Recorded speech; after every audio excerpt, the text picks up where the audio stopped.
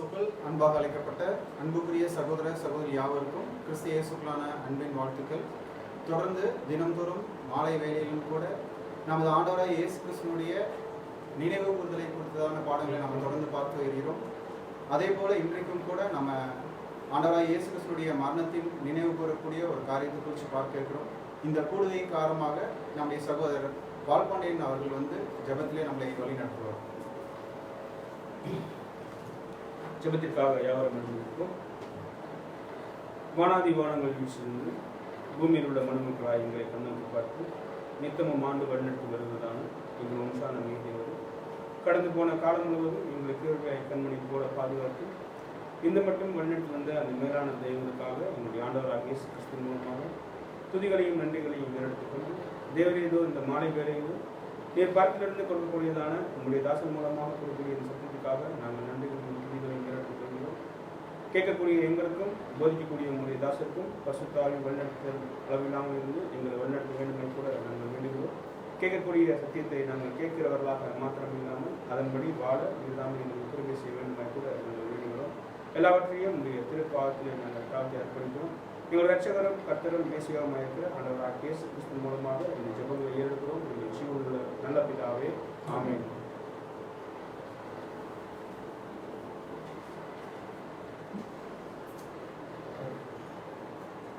இன்றைக்கும் நம்முடைய கூடுகைக்கு ஆரம்பமாக நாம் பார்க்க இருக்கிற பாடத்தின் தலைப்பு என்னன்னு பார்த்தீங்கன்னா, காலியான கல்லறை என்கிற தலைப்பின் கீழே சகோதரர் வினோத் பாபு அவர்கள் நமக்கு வேத செய்தியை பகிர்ந்து கொடுப்பார்.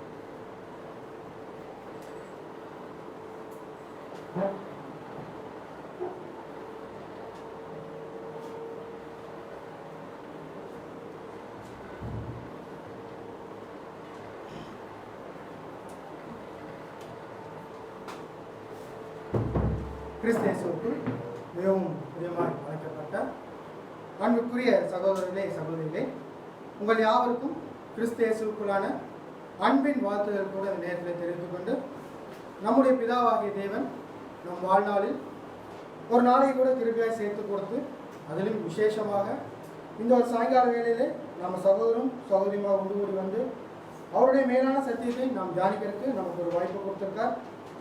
இந்த ஒரு மிக பெரிதான கிருபைக்காக கூட நம்முடைய பிதாவாகிய தேவனுக்கு நம் ஆண்டவரும் ரட்சகருமாகிய இயேசு கிறிஸ்து மூலம் துதிகளையும் நன்றிகளையும் ஏற்றுக்கொண்டு, இன்றைய நாளிலும் கூட நம்ம தியானிக்கக்கூடிய ஒரு பாடத்தோட தலைப்பு என்ன அப்படின்னு பார்த்தீங்கன்னா, காலியாக விடப்பட்ட கல்லறை, த எம்டி டாம் அப்படிங்கிற ஒரு தலைப்பின் கீழே பார்த்தீங்கன்னா நம்ம ஒரு பாடத்தை நம்ம தியானிச்சு கொண்டிருக்கோம். நம்ம பார்த்தீங்கன்னா கடந்த சில நாட்களாக நம்முடைய ஆண்டவராகிய இயேசு கிறிஸ்துவனுடைய மரணத்தை நினைவு கூறக்கூடிய அந்த ஒரு காரியங்களை பார்த்தீங்கன்னா தொடர்ந்து நம்ம என்ன பண்ணிட்டு இருக்கோம்னு பார்த்தீங்கன்னா பாடங்களாக பார்த்துட்டு வந்திருக்கோம்.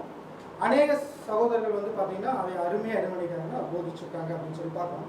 ஸோ இன்றைய நாளிலும் கூட பார்த்தீங்கன்னா அவர் உயிர்த்தெழுந்ததுக்கு அப்புறம் நடக்கக்கூடிய இந்த சம்பவங்களை தான் பார்த்தீங்கன்னா காலியாக விடப்பட்ட கல்லறை அப்படிங்கிற ஒரு சத்தியத்தின் கீழே நம்ம பார்க்க போகிறோம் அப்படின்னு சொல்லி பார்க்கணும். சரி, இப்போ இயேசு கிறிஸ்து இந்த உலகத்துக்கு வந்ததான நோக்கம் நமக்கு எல்லாம் தெரியும் இல்லைங்களா? 33 வருஷம் இந்த உலகத்தில் என்ன பண்ணியிருக்காரு பார்த்தீங்கன்னா தன்னுடைய ஊழியத்தை அவர் ஸ்டார்ட் பண்ணிருக்காரு. அவர் வரும்போதே அவருக்கு என்ன தெரியும்னு பார்த்தீங்கன்னா, நான் யாருடைய சித்தத்தை பண்ண போகிறேன் அப்படின்னு சொல்லி வராருன்னு பார்த்தீங்கன்னா, என்னோட பிதாவாகிய தேவனுடைய சித்தத்தை தான் நான் என்ன பண்ண போகிறேன், நான் வரேன் அப்படின்னு சொல்லிட்டு அவர் தான் என்ன பண்ணாரு பார்த்தா நான் போகிறேன் அப்படின்னு சொல்லிட்டு இங்கே வராருன்னு சொல்லிட்டு. சரி, இவருக்கு வரப்போ இவருக்கு என்னென்ன விஷயங்கள் நடக்கும் அப்படிங்கிறது கண்டிப்பாக தெரியும். சரி, இவரை குறித்த தீர்க்க தரிசனங்கள் எல்லாத்தையும் இவர் என்ன பார்த்தீங்கன்னா கண்டிப்பாக தெரிஞ்சு வச்சுக்கிட்டு அதுக்கு எல்லாரும் ப்ரிப்பேர்டாக என்ன பண்ணிக்கான்னு பார்த்தீங்கன்னா இந்த உலகத்தில் வந்திருக்காருன்னு சொல்லி பார்க்கணும். ஸோ அதில் ரொம்ப முக்கியமாக நம்ம பார்த்த ஒரு தீர்க்க தரிசனம் பார்த்தீங்கன்னா ஏசாயா 53ஆம் அதிகாரம். அதில் முக்கியமாக ஒரு வசனத்தை பார்க்கலாம் அப்படின்னு சொல்லி பார்ப்போம். ஏசாயா 53ஆம் அதிகாரம் 10ஆம் வசனம். ஏசாயா 53ஆம் அதிகாரம் 10வது வசனம். கர்த்தரோ அவரை நொறுக்க சித்தமாகி அவரை பாடுகளுக்கு உட்படுத்தினார். அடுத்து அவருடைய ஆத்மா தன்னை குற்ற நிவாரண பலியாக ஒப்புக் கொடுக்கும் போது அவர் தமது சந்ததியை கண்டு நீடித்த நாளாய் இருப்பார். கர்த்தருக்கு சித்தமானது அவர் கையினால் வாய்க்கும். இப்ப யார் பிதா இயேசு கிறிஸ்துவை நொறுக்கிறதுக்கு சித்தமாகறாங்களாமா? பிதாவாகிய தேவன். சோ பிதாவாகிய தேவன் என்ன பண்றாருன்னா அவருடைய குமாரனை நொறுக்கிறதுக்கு என்ன பண்றாரு, சித்தமாக. ஸோ இந்த விஷயம் அவருக்கு தெரிஞ்சிருப்பாரு. கண்டிப்பா என்ன பண்ணியிருப்பாரு பார்த்தா இந்த ஒரு விஷயத்த அவர் கண்டிப்பா என்ன பண்ணியிருப்பார், தியானிச்சிருப்பாருன்னு சொல்லுவாங்க. ஸோ தியானித்த விஷயத்துக்கு அவர் அப்படியே என்ன பண்றாரு பார்த்தீங்கன்னா கீழ்ப்படுகிறார். வாருங்க வசனம் படிக்கலாம். 1 பேதுரு 2ஆம் அதிகாரம் 23ஆம் வசனம். 1 பேதுரு 2ஆம் அதிகாரம் 23வது வசனம். அவர் வையப்படும் போது பதில் வையாமலும் பாடுபடும் போது பயம் உறுத்தாமலும் நியாயமாய் தீர்ப்பு செய்கிறவருக்கு தம்மை ஒப்புவித்தார். இப்ப யாருக்கு தம்மை ஒப்புவிக்கிறாராமா? நியாயமாய் தீர்ப்பு செய்கிறவருக்கு தம்மை. இப்ப இவர் யார் கையில ஒப்புவிச்சிட்டாருன்னு பாத்தீங்கன்னா பிதாவாகிய தேவனுடைய கையில என்ன ஒப்புவிச்சிட்டார். உங்களுடைய சித்தம் செய்யத்தான் நான் இங்க வந்திருக்கேன், உங்க சித்தத்தை தான் நான் செஞ்சுட்டு இருக்கிறேன், உங்க சித்தத்தின்படி எல்லாத்தையும் என்ன பண்ணுங்க வழி நடத்துங்கன்னு சொல்லிட்டு என்ன பண்ணிக்காரு பாத்தீங்கன்னா அவருடைய கையில ஒப்புவிட்டார். இப்ப பிதாவாகிய தேவன் ஏன் இவரை நொறுக்கணும்? அந்த ஒரு கொஸ்டின் வரும் இல்லையா? ஏன் ஆண்டவராகிய இயேசு கிறிஸ்துவ பிதாவாகிய தேவன் நொறுக்கணும்? இப்படி ஒரு கொஸ்டின் நமக்குள்ள வந்துச்சுன்னா அதோட பதில் என்னவா இருக்கும்? இப்ப தேவனுடைய சித்தம் பண்றதுக்கு இயேசு கிறிஸ்து இங்க வந்திருக்காரு, ஓகே. சித்தத்தை செஞ்ச வந்தவர் பிதாவாகிய தேவனோட சித்தத்தை தன்னை எல்லாம் முழுசா ஒப்பு கொடுத்தாரு, ஓகே. இப்ப பிதாவாகிய தேவன் இயேசு கிறிஸ்துவ நொறுக்கணும் அப்படின்னு ஒரு தீர்க்க தரிசனம் இருக்கு. நொறுக்கினாரா இல்லைங்களா? நொறுக்கினார் இல்லைங்களா? எங்கிருந்து ஆரம்பிக்குதுன்னு பாத்தீங்கன்னா அவருடைய ஞானஸ்தானத்துல என்ன பண்ணிச்சுன்னு பாத்தீங்கன்னா அவருடைய வாழ்க்கை என்னாச்சுன்னு பாத்தீங்கன்னா அவருடைய சித்தம் இல்லை, யாருடைய சித்தத்தை பண்ண ஆரம்பிச்சிட்டாருன்னா பிதாவாகிய தேவனுடைய சித்தத்தை பண்ண ஆரம்பிச்சிட்டாரு. தொடர்ந்து அவர்கள பண்ணிட்டு வரப்போ அதுவும் கடைசியா அவருடைய மரண நிகழ்வு பாத்தீங்கன்னா நம்ம எல்லாமே நம்ம தியானிச்சிட்டோம் இல்லைங்களா? மிகப்பெரிய கொடுமையான மரணம் யாருக்கு இருந்துச்சுன்னு பாத்தீங்கன்னா நம்முடைய ஆண்டவராக இயேசு கிறிஸ்துக்கு. இது யாருடைய சித்தமா இருக்குன்னு பாத்தீங்கன்னா நம்ம நேரா படிக்கிறோம், பிதாவாகிய தேவனுடைய சித்தமா இருக்குன்னு சொல்றோம். ஏன் பிதாவாகிய தேவன் ஆண்டவரை இயேசு கிறிஸ்துவ நொறுக்கணும் இப்படிங்கிற ஒரு கேள்வி நமக்குள்ள வந்துச்சுன்னா அதோட பதில் என்னவா இருக்கும்? கண்டிப்பா நம்ம யோசிக்கக்கூடிய விஷயம் தானே இல்லைங்களா? யோசிக்கக்கூடிய விஷயம் தான். அதுக்கு வசனம் நம்மளுக்கு கரெக்டா பதில் சொல்லிருப்பாங்க. எபிரேயர் கரெக்டா பதில் சொல்றாரு. எபிரேயர் 5ஆம் அதிகாரம் 8ஆம் வசனம். எபிரேயர் 5ஆம் அதிகாரம் வசனம் 8. அவர் குமாரனாய் இருந்தும் பட்ட பாடுகளினாலே கீழ்ப்படிதலை கற்றுக்கொண்டு. என்ன பண்றாராமா? அவர் குமாரனா இருந்தும் பட்ட பாடுகளை என்ன கத்துக்கிட்டாராமா? கீழ்ப்படிதலை கத்துக்கிட்டார். இப்ப பாருங்க, பிதாவாகிய தேவன் ஏன் வர நொறுக்கணும் அப்படின்னா இவர் எதற்குள்ள வரணும்னு பாத்தீங்கன்னா கீழ்ப்படிதலுக்குள்ள வரணும். ஏன் இவர் கீழ்ப்படுத்தலுக்கு கொண்டு வரணும் அப்படிங்கிற கொஸ்டின். ஏன் கீழ்ப்படிய மாட்டாரா? எல்லா ஃபேவரபிள் கண்டிஷன்லயும் இவர் கீழ்ப்படிவாரு. இப்போ இவருக்கு என்ன வருதுன்னா அன்பேவரபிள் கண்டிஷன்ல இவர் என்ன பண்ணணும்? கீழ்ப்படியணும். ஏன் இந்த கீழ்ப்படியணுங்கிற விஷயத்த பிதாவாகிய தேவன் நியமிக்கணும்? இப்படி ஒரு கொஸ்டின் வந்துச்சுன்னா நம்மளுடைய பதில் என்னவா இருக்கும்னா முதலாம் மாதம் அப்படியே போகும். முதலாம் மாதம் விழுந்து போனது ரீசன் என்னன்னு பாருங்க. அவர் என்னக்குள்ள போயிட்டாரு? கீழ்ப்படியாமைக்குள்ள போயிட்டார். கீழ்ப்படியாமைக்குள்ள போனதுனால ஒட்டுமொத்த தேவனுடைய பிளான் என்னாச்சு? கொலாப்ஸ் ஆயிடுச்சு. தேவ பக்தியுள்ள சந்ததி வரணும் அப்படின்னு தான் என்ன பண்ணாரு பாத்தீங்கன்னா மனுஷனை படைச்சாரு. ஆனா இவர் என்ன பண்ணாதீங்களா? கீழ்ப்படியாமைக்குள்ள போய் அந்த பிளான் என்ன பண்ணிட்டாரு? கொலாப்ஸ் பண்ணிட்டாரு. இப்போ கீழ்ப்படிஞ்சு யார் காமிக்கணும்? 2ஆம் மாதம் காமிக்கணும். 2ஆம் மாதம் காமிக்கிறத என்ன பண்ணாதீங்களா? இங்க காமிச்சார். அதனாலதான் அவர் என்ன பண்ணாருன்னா ஒட்டுமொத்த தேவனுடைய திட்டத்துக்கு என்ன பண்ணாரு? கீழ்ப்படிஞ்சாரு. கீழ்ப்படிஞ்சு இருந்து அன்பேவரபிள் கண்டிஷன்ல என்ன பண்ணாருமா? ஒட்டுமொத்தமா தன்னை எதுக்கு ஒப்பு கொடுத்துட்டாருன்னா யாருடைய சித்தத்துக்கு ஒப்பு கொடுத்துட்டாரு? பிதாவாகிய தேவனுடைய சித்தத்துக்கு தன்னை முழுதும் என்ன பண்ணிட்டாரு பாத்தீங்கன்னா ஒப்பு கொடுத்தாரு. அதனாலதான் வசனம் கிளியரா சொல்லுது, அவர் குமாரனா இருந்தும் பட்ட பாடுகள் என்ன பண்ணிட்டாரு?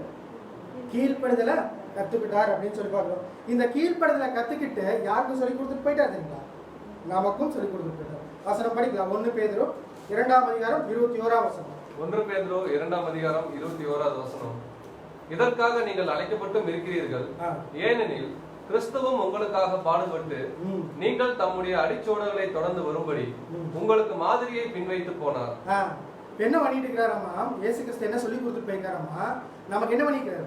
ஒரு எக்ஸாம்பிள் கொடுத்துட்டு போயிருக்காரு. ஏன் அப்படின்னா பிதாவாகிய தேவனுடைய சித்தத்தை செய்யறதுக்கு நான் என்ன பண்ணிக்கிறேன்னு பாத்தீங்கன்னா ஒட்டுமொத்தமா கீழ்ப்படிஞ்சு என்ன பண்ணிட்டு பாத்தீங்கன்னா அவருடைய சித்தத்தை நான் செஞ்சிருக்கேன். இதேதான் உங்களுக்கு என்ன தெரியுமா? வழி. இப்ப நீங்க என்ன பண்ணணும்னு பாத்தீங்கன்னா தேவனுடைய சித்தத்தை நிறைவேற்றணும் அப்படின்னா உங்களுக்கு இதான் எக்ஸாம்பிள். நீங்க என்ன ஃபாலோ பண்றதா என்னன்னு பாத்தீங்கன்னா பிதாவாகிய தேவனுடைய சித்தத்தை நீங்க செய்யறது அப்படின்னு சொல்லி ஒட்டுமொத்தமா அவருடைய மரணத்துல நமக்கு என்ன விஷயம் சொல்லி கொடுத்தாரு பாத்தீங்கன்னா கீழ்ப்படுதல் அப்படிங்கிற விஷயத்தை என்ன பண்ணிட்டார் பாத்தீங்கன்னா சொல்லி கொடுத்துருக்காரு அப்படின்னு சொல்லி பார்க்கணும். இதைத்தான் நான் வந்து பாத்தீங்கன்னா அநேக நாட்கள் நம்ம தியானிச்சோம். அதோட கன்சல்டேஷன் அப்படிப்போம். இப்போ கீழ்ப்படிஞ்சு இருந்து அவர் என்ன பண்ணிட்டார் பாத்தீங்கன்னா மரணத்துக்குள்ள என்ன பண்ணிட்டாரு? போயிட்டாருன்னு சொல்றாரு. மரணத்துக்குள்ள போனவர் அடுத்து என்ன ப்ராசஸ் அப்படின்னு பாத்தீங்கன்னா கண்டிப்பா என்ன பண்ணணும்? உயிர் தெழுந்து வரணும். அந்த உயிர் தெழுந்து வர்றதுதான் பாத்தீங்கன்னா தீமோத்தேயு சொல்ற போர்டு எப்படி சொல்றாரு பாருங்க. 1 தீமோத்தேயு 2ஆம் அதிகாரம் 8ஆம் வசனம். 1 தீமோத்தேயு 2ஆம் அதிகாரம் 8வது வசனம். தாவீதின் சந்ததியில் பிறந்த இயேசு கிறிஸ்து என் சுவிசேஷத்தின்படியே மரித்தோரிலிருந்து எழுப்பப்பட்டவர் என்று நினைத்துக்கொள்.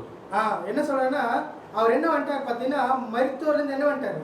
உயிர் தெழுந்துட்டாரு அப்படிங்கிற கன்ஃபர்மேஷன் யார் கொடுக்குறான்னு பார்த்தீங்கன்னா பவுலப்போ செய்யப்படுவார். சரி, உயிர் தெழுந்தவர் என்ன பண்ணார் அப்படிங்கிறத வந்து பார்த்தீங்கன்னா அடுத்த வசனத்தை படிக்கலாம். அப்போஸ்தலர் 1:3. அப்போஸ்தலர் 1:3 அவர் பாடுபட்ட பின்பு 40 நாளளவும் அப்போஸ்தலருக்கு தரிசனமாகி தேவனுடைய ராஜ்யத்துக்குரியவைகளை அவர்களுடனே பேசி அநேகம் தெளிவான திஸ்தானங்களினாலே அவர்களுக்கு தம்மை உயிரோடு இருக்கிறவாக காண்பித்தார். இவர் உயிர் தெழுந்ததுக்கு அப்புறம் என்ன பண்ணாராமாங்க, அவருடைய சீசனுக்கு என்ன பண்ணிக்காரு பார்த்தீங்கன்னா 40 நாள் என்ன பண்ணிக்காரு, அநேக திஸ்தானங்கள் என்ன பண்ணிக்காரு பார்த்து சொல்லி அதை தான் வந்து பார்த்தீங்கன்னா 2 நாளைக்கு முன்னாடி நம்முடைய அன்பு சகோதரர் என்ன பண்ணார் பார்த்தீங்கன்னா எடுத்தார். எந்தெந்த இடத்துல எப்படியெல்லாம் வந்து சீஷர்களுக்கு தரிசனமானார் அப்படிங்கிறத ஒரு 11 இடமா அப்படிங்கிற விஷயத்த என்ன பண்ணார் பார்த்தீங்கன்னா தெளிவாக எந்தெந்த இடம் அப்படின்னு சொல்லி எடுத்தாருன்னு சொல்லுவோம். ஸோ இப்போ உயிர் திறந்த இயேசு கிறிஸ்து அவங்களுக்கு எல்லாத்துக்கும் என்ன பண்ணிக்காரு பார்த்தீங்கன்னா திஸ்தாந்தங்கள் நிறைய விஷயங்கள் என்ன பண்ணிக்காரு பார்த்தீங்கன்னா 40 நாள் சொல்லி கொடுத்தாருன்னு சொல்லுவோம். ஸோ இப்போ உயிர் திறந்துட்டார் அப்படிங்கிற கன்ஃபர்மேஷன் எங்கே பண்ணுறவங்கன்னு பார்த்தீங்கன்னா ரொம்ப முக்கியமாக அவர் உயிர் திறந்த அந்த ஒரு நொடி எங்கேன்னு பார்த்தீங்கன்னா இந்த இடத்துல தான். இவர் உயிர் திறந்தாருங்கிற விஷயத்த எங்கே தான் கன்ஃபார்ம் பண்ணுறோம்னு வந்து பார்த்தீங்கன்னா இந்த எம்டி டாம், இந்த காலியான கல்லறை தான் எதுக்கு முக்கியத்துவம் கொடுக்குறோன்னு பார்த்தீங்கன்னா அவர் உயிர் திறந்த விஷயத்துக்கு கரெக்டாக கன்ஃபர்மன்ஸ் எங்கன்னு பார்த்தீங்கன்னா இங்கே தான் அப்படின்னு சொல்லுவோம். ஸோ உயிர் திறந்த அவர் எங்கே தான் இந்த உயிர் திறந்துருக்குன்னு பார்த்தீங்கன்னா அவர் வைக்கப்பட்ட கல்லறையிலேருந்து தான் நடிகர்னு பார்த்தீங்கன்னா உயிர் திறந்துட்டார் அப்படின்னு சொல்லி பார்ப்போம். ஸோ இந்த விஷயங்கள் தான் வந்து பார்த்தீங்கன்னா எங்கே முழுசாக கொடுக்கப்பட்டிருக்குன்னு பார்த்தீங்கன்னா மத்தேயு 28:1-10 வரைக்கும் என்ன பண்ணிக்குன்னு பார்த்தீங்கன்னா அந்த விஷயங்கள் மோட்டலாக என்ன பண்ணிக்காரு பார்த்தீங்கன்னா மத்தேயு ரெக்கார்ட் பண்ணிக்கிறாரு. இப்போ இந்த விஷயத்தை தான் நம்ம என்ன பண்ணணும் பார்த்தீங்கன்னா வர்ஸ் பை வர்ஸாக என்ன பண்ண போகிறோம்னு பார்த்தீங்கன்னா நம்ம தியானிக்க போகிறோம் அப்படின்னு சொல்லி பார்க்கணும். ஸோ உயிர்த்தெழுதல் அப்படிங்கிற விஷயம் எங்கே ஸ்டார்ட் ஆகுது அப்படின்னா அவருடைய அந்த காலியான கலரை தான் என்ன பண்ணுது ரெப்ரசென்ட் பண்ணுது. யார் உயிர்த்தெழுந்துட்டா அப்படின்னா ஆண்டவராகிய இயேசு கிறிஸ்துவோட உயிர்த்தெழுந்துட்டார் அப்படிங்கிற விஷயத்த கன்ஃபார்ம் பண்ணுது அப்படின்னு சொல்லுவாங்க. ஸோ நம்ம தொடர்ந்து என்ன பண்ணலாம்னு பார்த்தீங்கன்னா மத்தேயு 28 அந்த அதிகாரத்தை ஒவ்வொரு விஷயமா என்ன பண்ணலாம் பார்த்தீங்கன்னா பார்ட் பை பார்ட்டாக பார்க்கலாம். என்னென்ன பார்க்க போகிறோம் அப்படின்னு பார்த்தீங்கன்னா இங்கே ஆண்டவராகிய இயேசு கிறிஸ்து உயிர்த்தெழுந்தப்போ நடந்த சம்பவங்கள் ரொம்ப முக்கியமாக அங்கே வந்து ஸ்திரீகள் என்ன பண்ணாங்க, அதே மாதிரி இந்த சம்பவங்கள்லாம் நடக்கிறப்போ ரொம்ப முக்கியமாக அவருடைய எப்படி சொல்லணும்னா பிரதான ஆசிரியரும் அவருடைய இந்த வேதபாரகர் அவங்க என்ன பண்ணாங்க பார்த்தீங்கன்னா இந்த ஒரு உயிர்த்தெழுதலை எப்படி பார்த்தாங்க, அவங்க என்ன பண்ணாங்க அப்படிங்கிறதையும் நம்ம பார்க்க போகிறோம். அடுத்து அவருக்கு பிரியமான சீஷர்கள் இவங்க எப்படி பார்த்தாங்க அப்படிங்கிறது என்ன தனித்தனியாக நம்ம பார்க்க போகிறோம் அப்படின்னு சொல்லி பார்க்கணும். ஸோ நம்ம ஃபஸ்ட்டு தொடர்ந்து அப்படியே வசனத்துக்குள்ள போயிடலாம். மத்தேயு 28:1. மத்தேயு 28:1 ஓய்வு நாள் முடிந்து வாரத்தின் முதலாம் நாள் விடிந்து வருகையில் மகதலேனா மரியாளும் மற்ற மரியாளும் கல்லறையை பார்க்க வந்தார்கள். இப்போ எங்க ஸ்டார்ட் ஆகுதாமா, ஓய்வு நாள் முடிஞ்சு என்ன ஸ்டார்ட் ஆகுதாமா, வாரத்தின் முதலாம் நாள் ஸ்டார்ட் ஆகுது. வாரத்தின் முதலாம் நாள் ஸ்டார்ட் ஆகுது விடுகிறப்போ யார் வராங்கன்னா மகதலேனா மரியாளும் மற்ற ஸ்திரீகள் என்ன வராங்க அங்க வராங்கன்னு சொல்லிப்பாங்க. சரி, இந்த ஸ்திரீகள் அங்க வர்றதுக்கான நோக்கம் என்ன வரும், இங்க வராங்களே ஸ்திரீகள் என்ன ஒரு விஷயத்துக்கு வராங்க, காலையிலே நேரத்தில் எழுந்திரிச்சு வராங்களே எதுக்கு வந்திருப்பாங்க, ஃபர்ஸ்ட் காலை நேரத்தில் எழுந்திரிச்சு அந்த இடத்துக்கு போகணும் அப்படின்னு ரொம்ப கொஸ்டின் மார்க். அது ஸ்திரீகள்னா ஒரு கொஸ்டின் மார்க் இல்லையா. ஆனால் என்ன பண்ணுறாங்களாமா போகிறாங்களாமா, எதுக்கு போகிறாங்கிறது மத்தேயு சொல்லலாம். ஆனால் மார்க் கிளியராக சொல்கிறாரு. மார்க் 1:2 16 மார்க் 16:1 மற்றும் 2 ஓய்வு நாளான பின்பு மகதலேனா மரியாளும் யாக்கோபின் தாயாகிய மரியாளும் சலோமி என்பவளும் அவருக்கு சுகந்த வர்க்கம் விடும்படிக்கு அவைகளை வாங்கி கொண்டு வாரத்தின் முதலாம் நாள் அதிகாலையிலே சூரியன் உதயமாகிற போது கல்லறையின் இடத்தில் வந்து பாருங்க எங்க வராங்க, எதுக்கு வராங்களாமா, இயேசு கிறிஸ்துனுடைய அந்த சரீரத்துக்கு என்ன பண்ண போறாங்களாமா, தூப வர்க்கம் போறதுக்கு என்ன பண்ணிட்டு இருக்கிறாங்க பாத்தீங்கன்னா வந்துட்டு இருக்கிறாங்க. இப்போ தூப வர்க்கம் இங்க போடணுமா, நம்ம ஏற்கனவே ஒரு பாடத்தை நம்ம தெளிவா படிச்சிட்டோம் இல்லைங்களா. இது யாருடைய கல்லறை, அரிமத்திய ஊரானாகிய யோசேப்புடைய கல்லறை. இதை அடக்கம் பண்றது யாருன்னு பார்த்தா ரொம்ப முக்கியமா 2 பேர் பண்றாங்க. யாருன்னு பார்த்தீங்கன்னா அரிமத்திய ஊரானாகிய யோசேப்பு அப்புறம் நிக்கோதேமு. இவங்க 2 பேரும் என்ன பண்றாங்கன்னு பார்த்தீங்கன்னா ஆண்டவராகிய இயேசு கிறிஸ்துவோடைய சரீரத்தை துணிஞ்சு வாங்கி என்ன பண்றாங்கன்னு பார்த்தீங்கன்னா அதுக்கு எல்லா காரியங்களும் செஞ்சு போய் அடக்கம் பண்றாங்க. ஸோ அந்த அடக்கம் பண்றப்போ கூட வந்து பார்த்தீங்கன்னா நிறைய படித்தோம் இல்லைங்களா, எவ்வளோ கிலோ அந்த காரியங்கள் போடுறாங்கன்னு பார்த்தீங்கன்னா அந்த கரிய கோலம் வெள்ளை கோலம் இது ரெண்டும் வந்து பார்த்தீங்கன்னா 30 கிலோ என்ன பண்ணுறாங்க போடுறாங்க இல்லைங்களா. 30 கிலோ போட்ட உடம்புக்கு திரும்ப இவங்க போய் போடணுங்கிறாங்க. இது அவசியமா, ஏற்கனவே 30 கிலோ போட்டாங்க. இப்போ எவ்வளோ நாள் ஆயிடுச்சுன்னா ஆல்மோஸ்ட் 2 நாள் ஆயிடுச்சு இல்லையா. 2 நாள் ஆனதுக்கப்புறம் இவங்க திரும்பி போய் போடணுங்கிறாங்க. போடணுமா, போட அவசியம் இருக்குமா, 30 கிலோ அதுக்குள்ளே கன்சியூம் ஆகிக்கணும். கண்டிப்பாக என்ன ஆயிக்காது, கன்சியூம் ஆயிக்காது. அப்புறம் எதுக்கு வந்தாங்க? சரி, இந்த விஷயத்தை அவங்க எப்போ தயார் பண்ணாங்க தெரியுங்களா? வசனம் படிக்கலாங்களா? லூக்கா 23ஆம் அதிகாரம் 55 முதல் 56 வசனம். லூக்கா 23ஆம் அதிகாரம் வசனம் 55 முதல். கலிலேயாவில் இருந்து அவருடனே கூட வந்திருந்த ஸ்திரீகளும் பின் சென்று கல்லறையையும் அவருடைய சரீரம் வைக்கப்பட்ட விதத்தையும் பார்த்து திரும்பி போய் கந்த வர்க்கங்களையும் பரிமள தைலங்களையும் ஆயத்தம் பண்ணி கற்பனையின் படியே ஓய்வு நாளில் ஓய்ந்திருந்தார்கள். இப்போ இவங்க எங்க ரெடி பண்ணிட்டாங்க? அவருடைய மரணத்துக்கு முன்னாடி என்ன பண்ணிட்டாங்க? இந்த விஷயத்தை ரெடி பண்ணிட்டாங்க. அப்ப அடுத்த நாள் ஓய்வு நாளுங்கிட்ட அவங்க வரல. எப்போ வராங்களாமா? அந்த ஓய்வு நாள் முடிச்சு வராங்களாமா. இப்போ மரணத்துக்கு அப்பவே அவங்க போட்டுருக்கலாங்க. ஏன் வந்து மரணத்துக்கு அப்புறம் போடணும்னு நினைக்கிறாங்க? அதுவும் காலையில வராங்க, காலையில வந்து போடணும்னு நினைக்கிறாங்க. ஒரு நாள் ஆச்சு, அதுக்கப்புறம் போடணும்னு நினைக்கிறாங்க. என்ன காரியம் இருக்கும்? இல்லதான் விஷயம் இருக்குமா அப்படின்னு ஆராய்ச்சி பண்ணா ஒரு முக்கியமான விஷயத்தை நம்ம என்ன பண்ணலாம்னு பார்த்தீங்கன்னா கண்டுபிடிக்கலாம். என்னன்னு பார்த்தீங்கன்னா, யூதர்களோட முறைமை அதில் ஒரு விஷயம் என்ன பண்ணிக்குன்னு பார்த்தீங்கன்னா கொடுக்கப்பட்டிருக்கு. இங்கே கொடுக்கப்பட்டிருக்கு என்னன்னு பார்த்தீங்கன்னா ஒரு டைம் என்ன படிச்சிடலாம். Perhaps the most significant reason for Christ being in the tomb for 3 days is that according to the Talmud. சரி, என்ன நானே சொல்லிடுறேன். என்னன்னு பார்த்தீங்கன்னா முக்கியமான காரியம் என்னன்னு பார்த்தீங்கன்னா, தல்முத்தின் முறைமையின்படி ஒருத்தர் மரிச்சிட்டார் அப்படிங்கிறத 3 நாள் கழிச்சு என்ன பண்ணுவாங்களாமா? கன்ஃபார்ம். இது யாருடைய முறைமை தெரியுங்களா? யூதர்களுடைய முறைமை.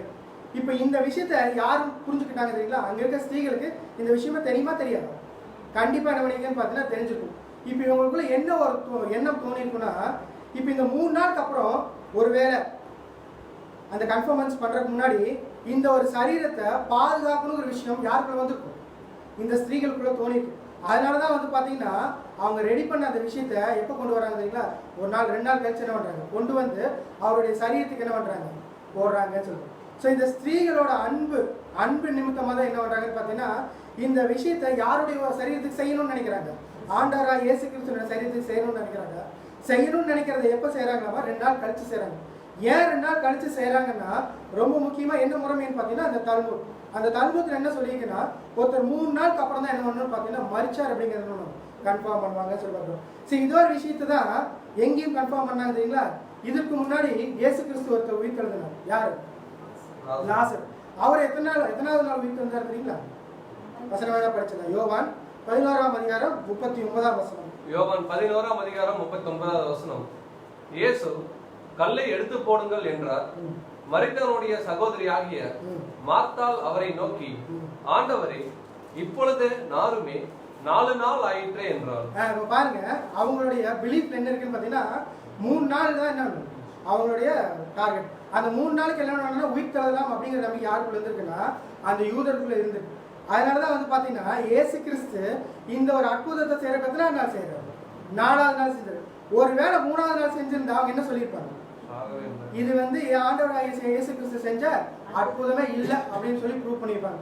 அதனாலதான் என்ன பண்றாராமா 4வது நாள் என்ன பண்றாரு? இங்க வந்து லாசரவை எழுப்புறாரு அப்படின்னு சொல்லி. இப்ப இந்த ஸ்திரீகள் அங்க போனதோடைய நோக்கம் ரொம்ப கிளியரா இருக்கு. எதுக்கு போனாங்க அப்படின்னா நம்முடைய ஆண்டவராகிய இயேசு கிறிஸ்துடைய சரீரத்தை நாம் என்ன பண்ணணும்? பாதுகாக்கணும் அப்படிங்கிற ஒரு நோக்கத்துல தான் என்ன பண்றாரு பார்த்தீங்கன்னா முன்னாடியே செஞ்சு வச்ச அந்த வாசனை பொருட்கள் எல்லாம் எடுத்துட்டு எங்க போறாங்கன்னா அந்த காலியான கல்லறை நிலத்தில் என்ன பண்றாங்க? போறாங்கன்னு சொல்லி பார்க்கணும். ஸோ தொடர்ந்து என்ன நடக்குது அப்படிங்கிறத நம்ம படிக்கலாம். மத்தேயு 28ஆம் அதிகாரம் 2 முதல் 3 வசனங்கள். மத்தேயு 28ஆம் அதிகாரம் வசனம் 2 முதல்.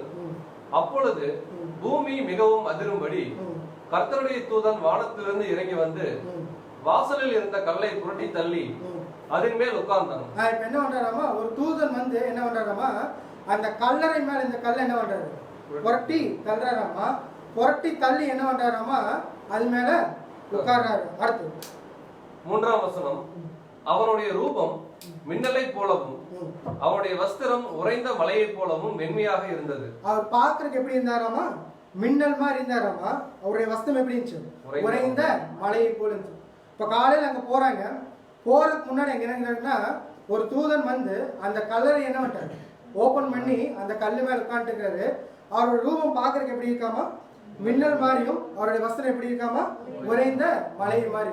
இப்ப இந்த சூழ்நிலைகள்லாம் நடந்துட்டு இருக்கிறப்ப தான் யார் போறாங்கன்னா அந்த ஸ்திரீகள் அங்க போறாங்க.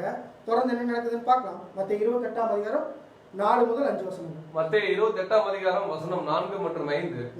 காவலாளர் அவனுக்கு பயந்ததினால் திடுக்கிட்டு செத்தவர்கள் போல் ஆனார்கள். 5ஆம் வசனம், தூதன் அந்த ஸ்திரீகளை நோக்கி, நீங்கள் பயப்படாதிருங்கள், சிலுவையில் அறையப்பட்ட இயேசுவை தேடுகிறீர்கள் என்று அறிவேன். என்ன சொல்றாருமா, காவலாளர் என்ன பண்றாங்கம்மா, அங்க அவரை பார்த்து நின்னுட்டாங்க, பயந்து செத்தவர்கள் மாதிரி ஆயிட்டாங்க. எங்கிருந்து அங்க காவலாளர்கள் வந்தாங்க அப்படிங்கிற நம்ம பின்னால பார்க்கலாம். ஆனா என்னன்னு பாத்தீங்கன்னா அங்க என்ன இருக்காங்க, காவலாளர்கள் இருக்கிறாங்க. ஸோ இந்த காவலாளர்கள் அந்த தூதனை பார்த்து என்ன பண்றாங்க, பயந்து செத்த மாதிரி ஆயிட்டாங்களாமா. அடுத்து என்ன பண்றாங்களாமா, இந்த ஸ்திரீயை நோக்கி என்ன பண்றாங்களாமா, அந்த ஸ்திரீயை நோக்கி அந்த தூதன் என்ன சொல்றாமா, பயப்படாதீர்கள், சிலுவையில் அறியப்பட்ட இயேசுவை தேடுவீர்கள் என்று அறியும். இப்போ இவங்களை யாரை தேடி வந்திருக்காங்களோ அவங்கள யார் சொல்லிட்டு இருக்கிறாமோ அந்த தூதன் சொல்லிட்டு இருக்கிறார். நீங்க யார் தேடி வந்தீங்க எனக்கு நல்லா தெரியும். அவர் என்னன்னா அதில் என்ன பண்ண போறோம் அடுத்து ரிவீல் பண்றேன்னு சொல்லிட்டு அடுத்த வசனம் சொல்றாரு பாருங்க. 28ஆம் அதிகாரம் 6ஆம் வசனம். மத்தேயு 28ஆம் அதிகாரம் 6வது வசனம். அவர் இங்கே இல்லை, தாம் சொன்னபடி உயிர் தெழுந்தார், கர்த்தரை வைத்த இடத்தை வந்து பாருங்கள். இப்ப என்ன சொல்லணுமா, அவர் என்ன பண்ணல, அவர் இங்க இல்ல, அவர் என்ன பண்ணிட்டாரு, உயிர் தெழுந்துட்டார் அப்படிங்கிற விஷயத்தை என்ன பண்றாரு பாத்தீங்கன்னா அந்த ஸ்திரீகளுக்கு என்ன பண்ணிக்கிறாரு, ரிவீல் பண்ணிக்கிறார். இப்ப அதை எப்படி பார்த்துருப்பாங்க அவங்க, அந்த ஸ்திரீகள் அந்த தூதன் சொன்னோன்னு ஃபர்ஸ்ட் நம்பியிருப்பாங்க. கண்டிப்பா நம்பருக்குரிய விஷயம் என்ன இருக்குன்னு பார்த்தீங்கன்னா ரொம்ப கம்மியாக தான் இருந்திருக்கும். ஆனா என்ன பண்றீங்கன்னு பார்த்தீங்கன்னா அந்த தூதன் சொல்றது என்ன பண்றீங்கன்னு பார்த்தீங்கன்னா இவங்க பயங்கர நடுக்கத்தோடையும் என்ன பண்ணியிருப்பாங்கன்னு பார்த்தீங்கன்னா கேட்டுட்டு இருப்பாங்க அப்படின்னு சொல்லிப்பாங்க. ஃபர்ஸ்ட் அந்த தூதன் வந்து எப்படி இருக்கிறாங்கன்னா அவருடைய தோட்டமே எப்படி இருக்குன்னு பார்த்தீங்கன்னா பயங்கரமா இருக்கு. அந்த பயங்கரமான தோட்டத்தில் இருக்கிறவர் என்ன பண்ணிட்டு இருக்கிறாருமா இங்கே இவருக்கு எக்ஸ்பிளைன் பண்ணிக்கிறாங்க ஸ்திரீகளுக்கு. அது அப்படியே என்ன பண்ணிக்கிறான்னு பார்த்து இவங்க கிராஸ் பண்ணிக்கிறாங்க. தொடர்ந்து என்ன நடக்குதுன்னு பார்க்கலாம். மத்தேயு 28ஆம் அதிகாரம் 7ஆம் வசனம். மத்தேயு 28ஆம் அதிகாரம் 7வது வசனம். சீக்கிரமாய் போய் அவர் மரித்தோரிலிருந்து எழுந்தார் என்று அவருடைய சீஷர்களுக்கு சொல்லுங்கள், அவர் உங்களுக்கு முன்னே கலிலேயாவுக்கு போகிறார், அங்கே அவரை காண்பீர்கள், இதோ உங்களுக்கு சொன்னேன் என்றான். என்ன சொல்றோமா, நீங்க சீக்கிரமா போய் யார்கிட்ட சொல்லுங்க, சீஷர்கிட்ட என்ன விஷயத்த சொல்லுங்க அப்படின்னா அவர் இங்க இல்ல, என்ன பண்ணிட்டாரு, உயிர் தெழுந்துட்டார் அப்படிங்கிற விஷயத்த நீங்க யார்கிட்ட போய் சொல்லுங்க, சீஷர்கிட்ட போய் சொல்லுங்கன்னு சொல்லிட்டு இப்ப யார்கிட்ட சொல்லிட்டு இருக்காரு பாத்தீங்கன்னா அந்த ஸ்திரீகள்கிட்ட என்ன பண்ணிட்டு இருக்கிறாரு, சொல்லிட்டு இருக்கிறாருன்னு சொல்லி பார்க்கணும். இப்ப இந்த ஸ்திரீகள் ஏற்கனவே என்ன பண்ணிக்கிறான்னு பாத்தீங்கன்னா பயங்கர நடுக்கத்தோடு இருந்திருப்பாங்க. இப்ப ஒரு முக்கியமான ஒரு விஷயம் சொல்றாரு, யார் உயிர் தெழுந்துட்டா, ஆண்டவராகிய இயேசு கிறிஸ்து உயிர் தெழுந்துட்டார் அப்படின்னு சொல்றாங்க. ஆண்டவராகிய இயேசு கிறிஸ்து உயிர் தெழுந்துட்டா சொல்றது மட்டும் இல்ல, இது யார்கிட்டையும் போய் சொல்லுங்கிறாரு, சீசர்கிட்டையும் போய் சொல்லுங்கிறாரு. இவங்க என்ன பண்றாங்கன்னா தொடர்ந்து என்ன பண்றாங்க பாத்தீங்கன்னா இதை சீசர்கிட்ட சொல்றதுக்கு என்ன பண்றாங்க பாத்தீங்கன்னா போறாங்க. அது என்ன நடக்குதுன்னு பார்க்கலாம். மத்தேயு 28ஆம் அதிகாரம் 8ஆம் வசனம். மத்தேயு 28ஆம் அதிகாரம் 8வது வசனம். அவர்கள் பயத்தோடும் மகா சந்தோஷத்தோடும் கல்லறையை விட்டு சீக்கிரமாய் புறப்பட்டு அவருடைய சீஷர்களுக்கு அறிவிக்க ஓடினார்கள். அவங்களுக்கு ரெண்டு விஷயம் வந்திருக்கு. என்ன பண்ணீங்கன்னு பார்த்தீங்கன்னா பயம் இருக்கு, அப்புறம் என்ன இருக்கு, மகா சந்தோஷம் இருக்கு. ஏன் பயம்னா இவங்க பார்க்க, அதாவது இது வரைக்கும் பார்த்துடாத ஒரு சூழ்நிலைக்கு என்ன பண்றாங்க போறாங்க. அதனால என்ன இருக்குன்னு பார்த்தீங்கன்னா பயம் இருக்கு. ஆனா அங்க பயப்பட்டு போறப்போ அந்த சீஷர் எக்ஸ்பிளைன் பண்றாரு, ஏன் இங்க என்ன இருக்குன்னு பார்த்தீங்கன்னா ஆண்டவராகிய இயேசு கிறிஸ்து இங்க இல்ல, அவரோட சரீரம் இங்க இல்ல, என்ன வந்துட்டார் பார்த்தீங்கன்னா உயிர் தெழுந்துட்டார். அப்ப அந்த உயிர் தெழுந்துட்டார்ன்ற விஷயம் அவங்க என்ன பண்ணிருக்குன்னு பார்த்தீங்கன்னா ஒரு சந்தோஷத்தை கொண்டு. ஸோ பயங்கரந்த சந்தோஷத்தோட என்ன பண்றாரு பார்த்தீங்கன்னா யாருக்கு அறிவிக்க ஓடிட்டு இருக்கிறாங்க, சீஷர்களுக்கு அறிவிக்க ஓடிட்டு இருக்கிறாங்க. அடுத்து என்ன நடக்குதுன்னு பார்க்கலாம். 28ஆம் அதிகாரம் 9 முதல் 10 வசனங்கள். மத்தேயு 28ஆம் அதிகாரம் 9 மற்றும் 10 வசனங்கள். அவர்கள் அவருடைய சீஷர்களுக்கு அறிவிக்க போகிற போது இயேசு தாமே அவர்களுக்கு எதிர்பட்டு வாழ்க என்றார். அவர்கள் கிட்ட வந்து அவர் பாதங்களை தழுவி அவரை பணிந்து கொண்டார்கள். இப்ப என்ன பண்றாங்கன்னா இவங்க போற வழியில யார் வர முன்னாடி இயேசு கிறிஸ்து வராரு. இயேசு கிறிஸ்து வந்து என்ன பண்ண சொல்றாருமா வாழ்க அப்படின்னு சொல்றாருமா. அவர் ஐடென்டிஃபை பண்ணிட்டாங்க. ஐடென்டிஃபை பண்ண என்ன பண்றாங்களாமா அவருடைய காலில் வந்து என்ன பண்றாங்க அவரை பணிஞ்சிட்டாங்களாமா. அடுத்து அப்பொழுது இயேசு அவர்களை நோக்கி, பயப்படாதிருங்கள், நீங்கள் போய் என் சகோதரர் கலிலேயாவுக்கு போகும்படி அவர்களுக்கு சொல்லுங்கள், அங்கே அவர்கள் என்னை காண்பார்கள் என்றார். இப்ப இவர் ரொம்ப முக்கியமா எதிர்பார்க்கிற விஷயம் என்னன்னா இந்த ஸ்திரீகளுக்கு தெரிஞ்சிருச்சு இல்லைன்னு சொல்ல, ஆனா யாருக்கு இது தெரியணும்னு நினைக்கிறாரு, அவருடைய சீஷர்களுக்கு என்ன பண்ணணும், எப்படியாச்சும் இதை அறிவிக்கணுங்கிறத வந்து பாத்தீங்கன்னா ஆண்டவர் இயேசு கிறிஸ்து அந்த தூதன் சொன்னதும் அதை தான் சொல்றாரு. இப்ப இயேசு கிறிஸ்து சொல்றது என்ன சொல்றாருன்னா அவர் தான் சொல்றாரு. ஸோ இவங்களோட டார்கெட்டை என்னன்னு பார்த்தீங்கன்னா யாருக்கு தெரிவிக்கணுமே தெரியும், சீஷர்களுக்கு தெரியும். ஏன் சீஷர்களுக்கு தெரியுது, ஒட்டுமொத்த அங்க இருக்கிற மக்களுக்கு எல்லாத்துக்கும் சொல்லிவிட்டாரு இயேசு கிறிஸ்து உயிர் தெழுந்துட்டார் அப்படிங்கிறார். ஏன் வந்து ஃபர்ஸ்ட் சீஷர்களுக்கு தெரிவிக்கணும்னு நினைக்கிறாங்க, ரொம்ப க்ளோஸா இருந்தாங்க. ஃபர்ஸ்ட் என்னன்னு பார்த்தீங்கன்னா இப்போ ஆண்டவர் இயேசு கிறிஸ்து அதாவது இங்கே செஞ்ச அந்த ஊழியத்தோட தொடர்ச்சி யார் கையில் இருக்குது? இப்போ சீஷர்கள் கையில் இருக்குது. இப்போ தொடர்ந்து அந்த விஷயத்தை யார் பண்ணணும்னு பார்த்தீங்கன்னா சீஷர்கள் பண்ணணும். அதுக்காக தான் என்ன பண்ணுறாரு பார்த்தீங்கன்னா இந்த விஷயத்தை யார் சொல்லணும்னு நினைக்கிறாரு? சீஷர்களுக்கு சொல்கிறேன்னு நினைக்கிறாரு. அந்த சீஷர்கள் இதை வந்து பார்த்தீங்கன்னா அதை வந்து உண்மையில உணர்ந்துக்கிட்டாதான் தொடர்ந்து என்ன பண்ணுவான்னு பார்த்தீங்கன்னா இந்த ஒரு ஊழியத்தில் என்ன பண்ணுவான்னு பார்த்தா தொடர்ந்து அவங்க போவோம். அதனால தான் இவரோட நோக்கம் ஃபுல்லாக எங்கே இருக்குன்னு பார்த்தீங்கன்னா சீஷர்களுக்கு இந்த விஷயம் என்ன வேணும், எப்படியாச்சும் ரீச் பண்ணிடணும் அப்படிங்கிறது என்ன பார்த்தீங்கன்னா இயேசு கிறிஸ்து ரொம்ப முக்கியமாக பார்த்தாரு அப்படின்னு சொல்லி பார்க்கணும். ஸோ இதெல்லாம் நடந்துட்டு இருக்கிறப்போ இந்த விஷயம் அங்கே இருக்கிற ஜனங்களுக்கு தெரிஞ்சிருக்கா? கண்டிப்பாக என்ன பண்ணிக்கிறது பார்த்தீங்கன்னா தெரிஞ்சிருக்கு. யாருக்கு தெரிஞ்சுன்னு பார்த்தா ரொம்ப முக்கியமாக அவரை கொல்ல தேடின பிரதான ஆசாரியர்கள் பரிசேயர் இவங்களுக்கும் என்ன இருக்குன்னு பார்த்தீங்கன்னா தெரிஞ்சிருக்கு. இப்போ ஆண்டவராகிய இயேசு கிறிஸ்து உயிர் தெழுந்தாருங்கிறது சீஷர்களை விட இவங்களுக்கு என்ன இருக்குது ரொம்ப நல்லா தெரியும். அதனால தான் வந்து பார்த்தீங்கன்னா என்ன பண்ணாங்க, முதல்ல போயிட்டு மத்தேயு 27ஆம் அதிகாரம் 62 முதல் 66 வசனம். மத்தேயு 27ஆம் அதிகாரம் வசனம் 62 முதல். ஆயத்த நாளுக்கு பின்னான மறுநாளிலே பிரதான ஆசாரியரும் பரிசேயரும் பிலாத்துவினிடத்தில் கூடி வந்து, ஆண்டவனே, அந்த எத்தன் உயிரோடு இருக்கும் போது 3 நாளைக்கு பின் எழுந்திருப்பேன் என்று சொன்னது எங்களுக்கு ஞாபகம் இருக்கிறது. இப்ப பாருங்க இவங்க என்ன பண்றாங்க, ஆண்டவர் இயேசு கிறிஸ்துவை தொடர்ந்து ஃபாலோ பண்ணிக்கிறாங்கிறத எது நல்லா ப்ரூவ் பண்ணுதுன்னா இந்த வருஷம் நல்லா ப்ரூவ் பண்ணுது. ஏன்னா அவர் உயிர் தெழுந்துருவார் அப்படிங்கிற விஷயம் சீஷர்களுக்கு முன்னாடி யாருக்கு தெரிஞ்சிருக்கு? இவங்களுக்கு தெரிஞ்சிருக்கு. இவன் முதல்ல என்ன சொல்லிட்டு இருந்தாருன்னா கண்டிப்பா நான் என்ன பண்ணிடுறேன் 3ஆம் நாள்ல உயிர் தெழுந்துருவேன் அப்படிங்கிற விஷயத்த நல்லா யார் ஞாபகம் வச்சிருக்காங்கன்னா பரிசேயரும் சைசேரும் வேதபாரனும் நினைக்கிறாங்க. ஞாபகம் வச்சுக்காங்க. ஞாபகம் வச்சுட்டு யார்கிட்ட போறாங்களாமா? பிலாத்துட்ட போறாங்களாமா. பிலாத்துட்ட போய் என்ன சொல்றாங்களாமா, இவர் என்ன பண்ணிட்டு இருக்காருன்னா முன்னாலே என்ன சொல்லிக்கிறாரு, 3ஆம் நாள் உயிர் தெழுந்துருவேன் சொல்லிக்கிறாரு.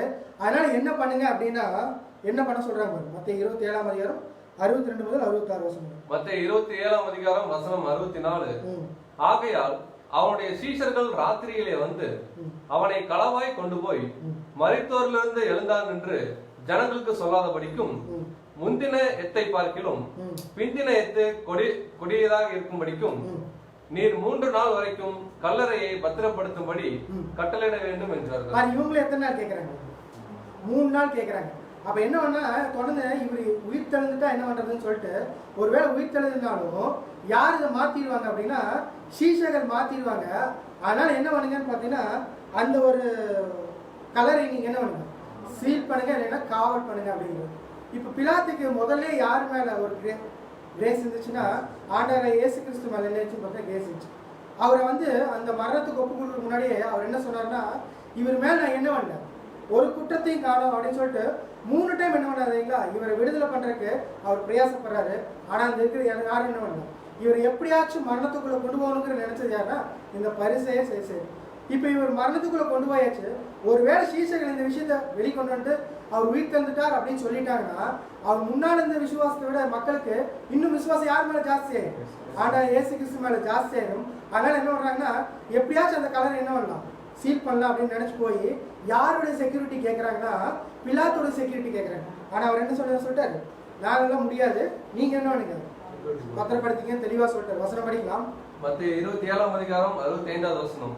அதற்கு பிலாத்து, உங்களுக்கு காவல் சேவகர் உண்டே, போய் உங்களால் கூடிய மட்டும் பத்திரப்படுத்தி கொள்ளுங்கள் என்றார். அவர்கள் போய் கல்லுக்கு முத்திரை போட்டு காவல் வைத்து கல்லறையை பத்திரப்படுத்தினார்கள். இப்ப என்ன பண்றாங்கம்மா இவங்களோட ஆளுங்களே என்ன பண்றாங்க, இந்த பரிசேயர் சைசேயருக்கு ஆள் இருக்காங்கல்ல அவங்களே என்ன பண்றாங்கம்மா, நாங்க போய் என்ன பண்றோம்னு பாத்தீங்கன்னா அந்த கல்லறைக்கு ஃபுல்லா சீல் வச்சு காவல் பண்ணிக்கிறோம் அப்படிங்கிற விஷயத்தை யார் எடுத்துக்கிட்டாங்கன்னு பாத்தீங்கன்னா அவங்களே ரெஸ்பான்சிபிலிட்டி எடுத்து என்ன பண்றாங்க பாத்தீங்கன்னா அந்த ஒரு காவலாளியை போட்டாங்க. இப்ப அந்த தூதன் வந்து கல்லை புரட்டிட்டு மேல உட்கார்ந்தோன்னு அந்த காவலாளிகள் செத்த மாதிரி ஆயிட்டாங்கன்னு சொல்லுங்க. அந்த காவலாளிகள் யாருன்னா இந்த பரிசேயர் சைசேயர் அனுப்பிச்ச அந்த காவலாளிகள் அப்படின்னு சொல்லுவாங்க. ஸோ இப்போ அந்த காவலாளிகள் வந்து கண்டிப்பா இந்த விஷயத்தை யார்கிட்ட சொல்லியிருப்பாங்கன்னா பரிசேயர் சைசேயர் சொல்லுவாங்க. இப்போ ஆண்டவர் இயேசு கிறிஸ்து உயிர் தந்துட்டாரு. இந்த ஸ்திரீகள் யாருக்கு சொல்ல போயிட்டாங்கன்னு வந்து பாத்தீங்கன்னா சீசர்களுக்கு சொல்ல போயிட்டாங்க. ஆனா இதே விஷயம் யாருக்கும் வருது அப்படின்னு பாத்தீங்கன்னா இந்த பரிசேயர் சைசேயருக்கும் வருது. ஸோ இவங்க என்ன பண்றாங்கன்னு பாத்தீங்கன்னா இப்போ இவர் உயிர் திறந்துட்டாரு, இதை மறைக்கணும் அப்படின்னு நினைக்கிறாங்க. ஏன்னா இன்னும் விசுவாசம் யார் மேல ஜாஸ்தி ஆகும், ஆண்டவர் இயேசு கிறிஸ்து மேல ஜாஸ்தி ஆகும். அந்த விசுவாசம் அதிகப்படுத்துறதை இவங்க விடக்கூடாது அப்படிங்கறதுக்காக என்ன பண்றாங்க பாத்தீங்கன்னா இதை எப்படி ஸ்டாப் பண்ணலாம் அப்படின்னு யோசிக்கிறாங்க. பாருங்க என்ன நடக்குது. மத்தேயு 28ஆம் அதிகாரம் 11 முதல் 13 வசனங்கள். மத்தேயு 28ஆம் அதிகாரம் 11வது வசனம் முதல்.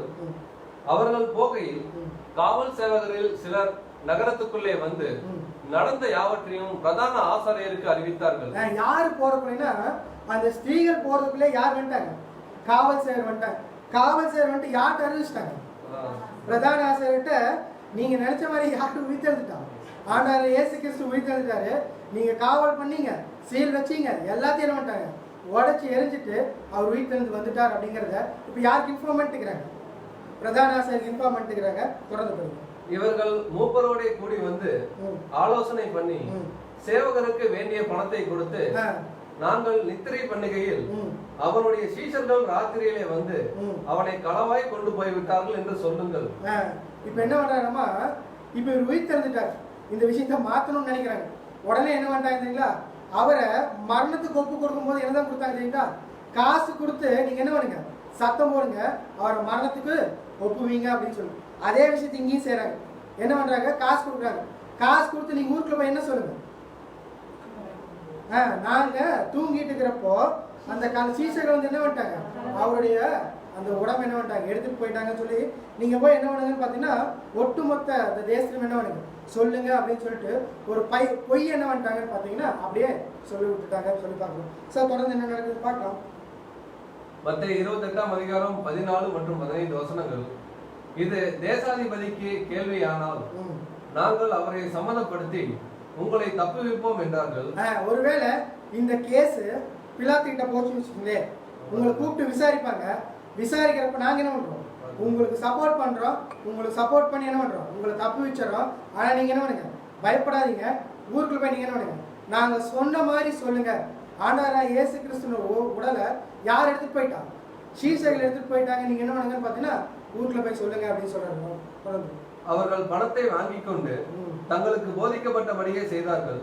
இந்த பேச்சு யூதர்களுக்குள்ளே இந்நாள் வரைக்கும் பிரசித்தமாய் இருக்கிறது. அவர் உண்மையா உயிர்த்தெழுந்த விஷயத்தை விட இந்த விஷயம் என்னாச்சுன்னு பாத்தீங்கன்னா நிறைய பக்கம் என்ன பண்ணாச்சு, பிரசித்தமாகி போச்சு அப்படின்னு சொல்லுவாங்க. சரி, இயேசு கிறிஸ்து உயிர்த்தெழுதல மறைக்கிறதுக்கு யார் ரொம்ப பிரயாசப்பட்டிருக்காங்கன்னு பாத்தீங்கன்னா அந்த பிரதான ஆசாரியரும் வேதபாரகர் பரிசேயர். இவங்களோட திட்டம் என்னன்னா, இயேசு கிறிஸ்து உயிர்த்தெழுந்தாங்கிற விஷயத்தை என்ன பண்ணக்கூடாதுன்னு பாத்தீங்கன்னா அதிகமா போய் சேர்ந்துடக்கூடாது. சேர்ந்துச்சுன்னா என்ன ஆகும்னு பாத்தீங்கன்னா யார் அந்த விசுவாசத்துக்குள்ள ஜாஸ்தி ஏறுவான்னு பாத்தீங்கன்னா அந்த ஒட்டுமொத்த மக்களும் என்ன பண்ணணும் பாத்தீங்கன்னா அந்த விசுவாசத்துக்குள்ள ஜாஸ்தி ஏறுவாங்கன்னு சொல்லிட்டு இந்த விஷயத்தை என்ன பண்றாங்கன்னு பார்த்தா அப்படியே மறைச்சிட்டாங்கன்னு சொல்லி பார்க்கணும். சரி, இதுதான் வந்து அதாவது அந்த பரிசேயர் சதிசேயர் அவங்க பண்ண இந்த சதி திட்டம்னு சொல்லி பார்க்கணும். சரி, இப்போ அடுத்த ஒரு குரூப் வராங்க. யாருன்னு பார்த்தீங்கன்னா அந்த ஸ்திரீகள்.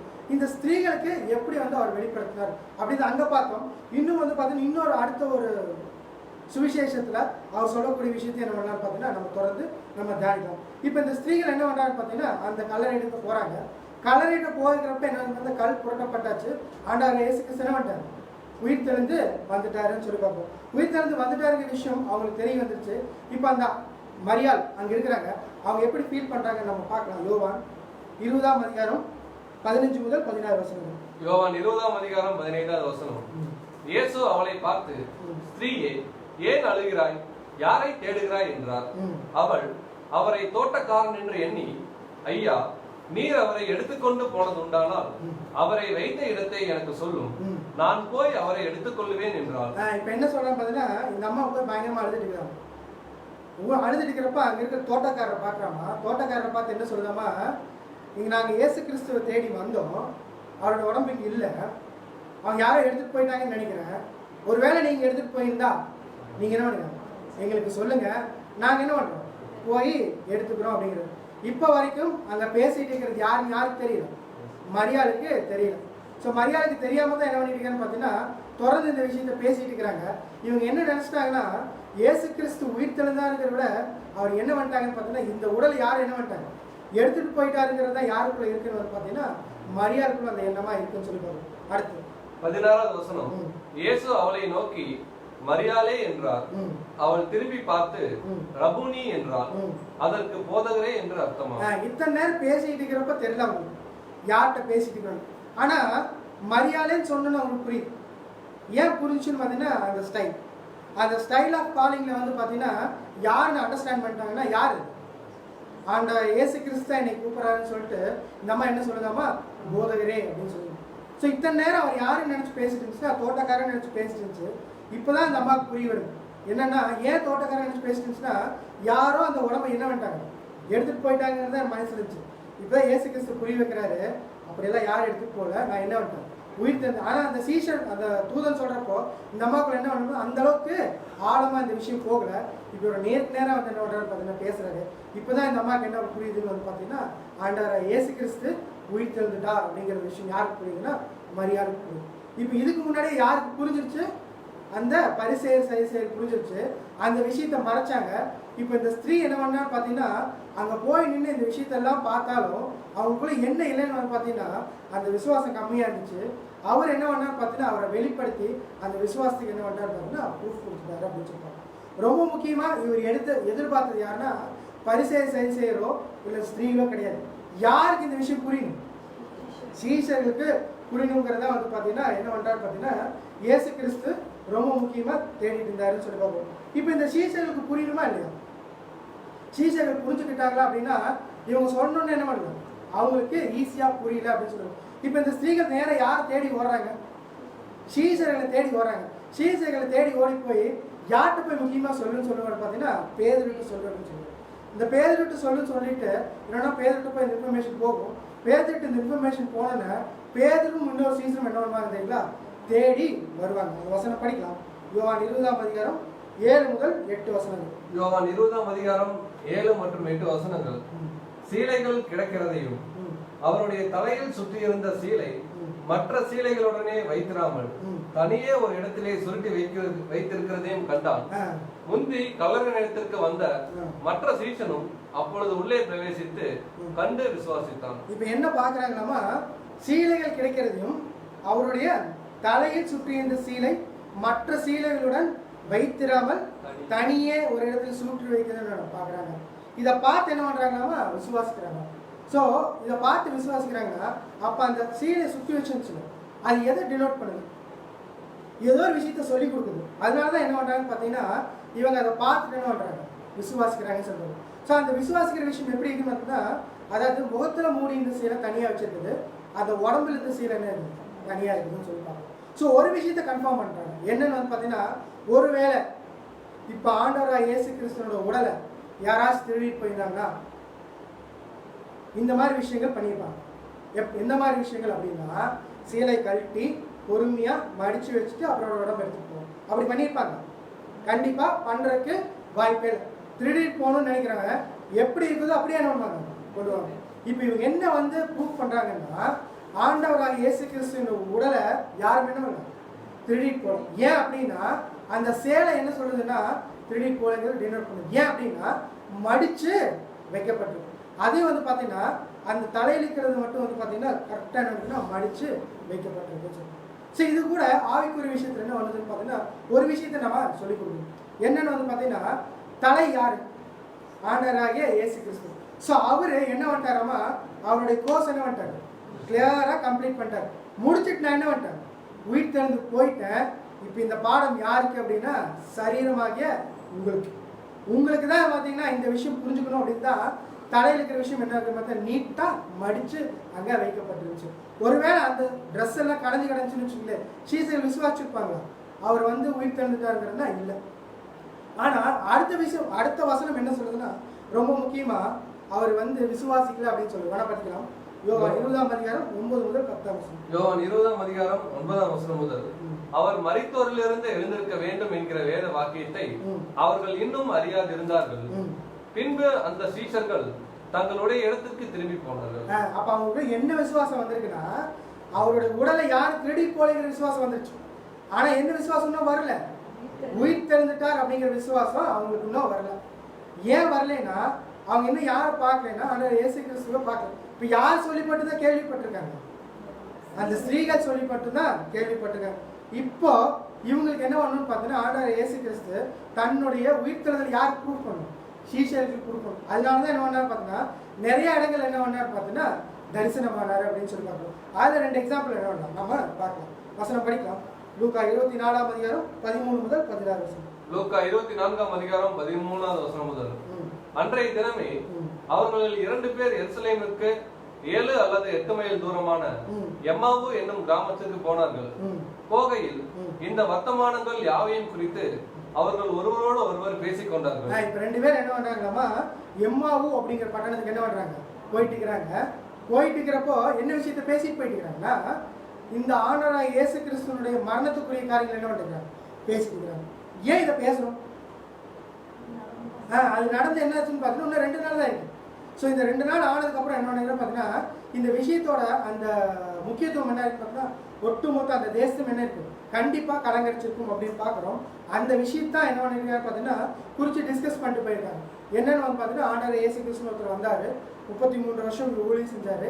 இந்த பரிசேயர் என்ன பண்ணாரு பார்த்தீங்கன்னா, அவரை பிடிச்சி மரணத்துக்கு ஒப்பு கொடுத்துட்டாங்க அப்படிங்கிற விஷயத்தெல்லாம் அது குறித்த காரியங்கள் எல்லாத்தையும் என்ன பண்ணிட்டு இருக்காருன்னு பார்த்தீங்கன்னா தொடர்ந்து பேசிட்டு போயிட்டு இருக்காங்க.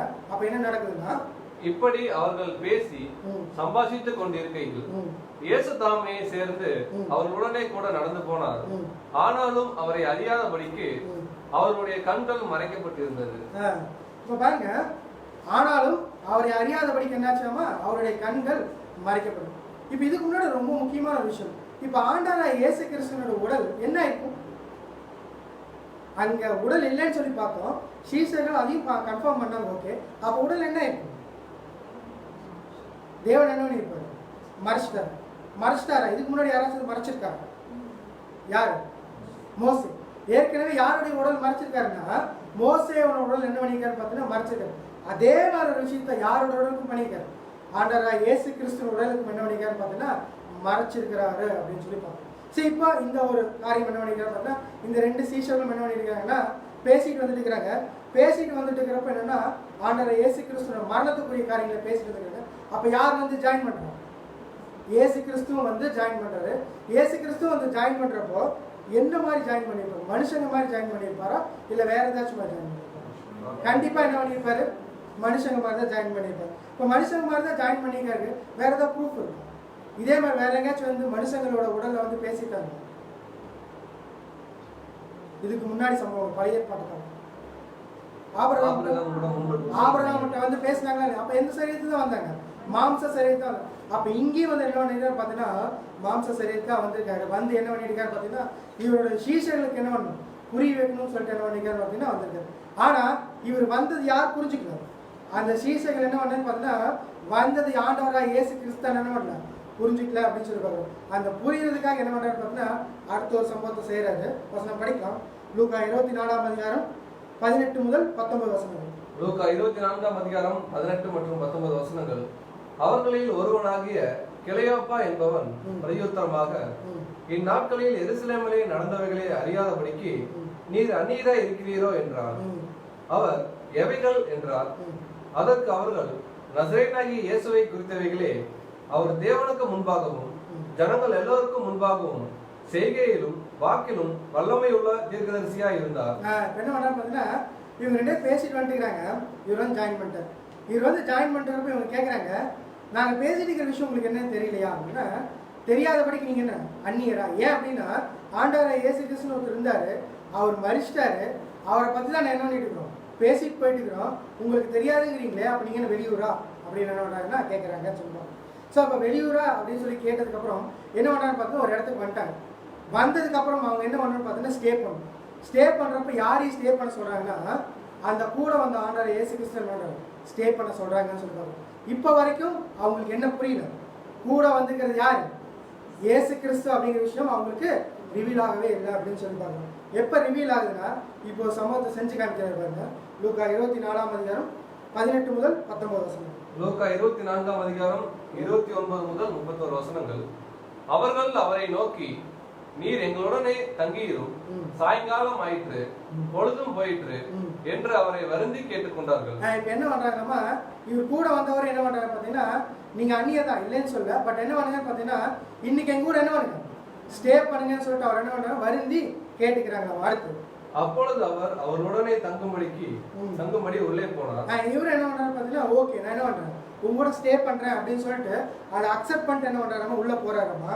அவர்களோட அவர் பந்தி இருக்கையில் அவர் அப்பத்தை எடுத்து ஆசீர்வதித்து அதை பிட்டு அவர்களுக்கு கொடுத்தார். இப்ப என்ன பண்றாருமா, அப்பத்தை எடுத்து ஆசீர்வதித்து பிட்டு இதே மாதிரி சம்பவத்தை எங்கேயும் செஞ்சு காமிச்சாரு. அந்த மேல் வீட்டு அறையில என்ன பண்றாருன்னா செஞ்சு காமிக்கிறது. இந்த விஷயத்தை பார்த்தோன்னு இப்பதான் அவங்களுக்கு புரியுது இது யாரு அப்படின்னு சொல்லி வசனம் படிக்கிறார். அப்பொழுது அவருடைய கண்கள் திறக்கப்பட்டு அவரை அறிந்தார்கள். உடனே அவர் அவர்களுக்கு மறைந்து போனார். இப்பதான் வந்து பாத்தீங்கன்னா அவங்களுக்கு தெரிய வருது இது வந்திருக்கிறது யாரு, ஆண்டவர் இயேசு கிறிஸ்து அப்படிங்கிற விஷயம் அவங்களுக்கு கிளியரா புரியுது. இப்ப இங்க என்ன பண்றாரு பாத்தீங்கன்னா அந்த 2 சீஷருக்கு அவரோட உயிர்த்தெழுதல் என்ன பண்றாரு பாத்தீங்கன்னா இன்ஃபார்ம் பண்ணிட்டாருன்னு சொல்றாரு. இன்ஃபார்ம் பண்றதுக்கு என்ன பண்றாரு பாத்தீங்கன்னா கூடவே டிராவல் பண்ணிட்டு வந்து அவங்க கூட ஸ்டே பண்ணி அந்த அப்பத்தை எடுத்து பிக்கிற வரைக்கும் அவங்களுக்கு என்னது இல்லை இது ஆண்டவராக இயேசு கிறிஸ்து அப்படிங்கிறது தெரியல, அவங்க புரிஞ்சுக்கல. ஆனா எப்ப அதை பிட்டு அவங்கள்ட்ட கொடுத்தாங்களோ அப்ப என்ன பண்றாரு பாத்தீங்கன்னா இந்த மாதிரி ஒரு விஷயத்தை யார் தான் செஞ்சு காமிச்சாங்க, எங்க ஆண்டவர் செஞ்சு காமிச்சார் அப்படிங்கிற விஷயத்தை புரிஞ்சுக்கிட்டு வந்தது ஆண்டவர் தான் என்ன பண்றாங்க அப்படின்னு சொல்லி என்ன பண்றாங்க புரிஞ்சுக்கிட்டாங்க அப்படின்னு சொல்லிட்டாங்க. ஸோ இன்னொரு சம்பவத்தையும் கூட என்ன பண்றாரு பார்த்தீங்கன்னா அவருடைய சீஷர்களுக்கு இந்த ஒரு விஷயத்தை புரிய வைக்கிறதுக்கு என்ன பண்றாரு பார்த்தீங்கன்னா செய்யறாரு. அந்த சம்பவத்தை நம்ம பார்க்கலாம்னு சொல்லி பார்க்கிறோம். லூக்கா 24ஆம் அதிகாரம் 36 முதல் 38 வசனம். லூக்கா 24ஆம் அதிகாரம் 36வது வசனம் முதல். இவைகளை குறித்து அவர்கள் பேசிக் கொண்டிருக்கையில் இயேசு தாமே அவர்கள் நடுவில் நின்று உங்களுக்கு சமாதானம் என்றார். இப்ப இவங்க எல்லாம் என்ன பண்ணிருக்கிறோம் பார்த்தீங்கன்னா இயேசு கிறிஸ்து உயிர் தெழுந்தான விஷயத்தெல்லாம் என்ன பண்றாங்க கேள்விப்படுறாங்க. கேள்விப்பட்டுட்டு இவங்க இந்த விஷயத்தை குறித்து என்ன பண்ணிக்கிறாங்க டிஸ்கஸ் பண்ணிக்கிறாங்க. ஒரே ரூம்ல உட்காந்து என்ன பண்ணிக்கிறாங்க டிஸ்கஸ் பண்ணிக்கிறாங்க. டிஸ்கஸ் பண்ணிட்டு இருக்கிறப்போ யார் வர்றாங்க, ஆண்டவர் இயேசு கிறிஸ்து வந்து என்ன பண்றாரு நடுவுல நிக்கிறாரு. அடுத்து அவர்கள் கலங்கி பயந்து ஒரு ஆவியை காண்கிறதாக நினைத்தார்கள். இப்ப ஆண்டவர் இயேசு கிறிஸ்து தன்னை முழுசா வெளிப்படுத்திட்டா கூட அவங்க என்ன பண்ணிட்டாங்க பயந்துட்டாங்க. ஏன்னா இவங்க கண்ணுக்கு முன்னாடி யார் மறைச்சிருக்கிறாங்க, ஆண்டவர் இயேசு கிறிஸ்து மறிச்சு அடக்கம் பண்ணப்பட்டார்.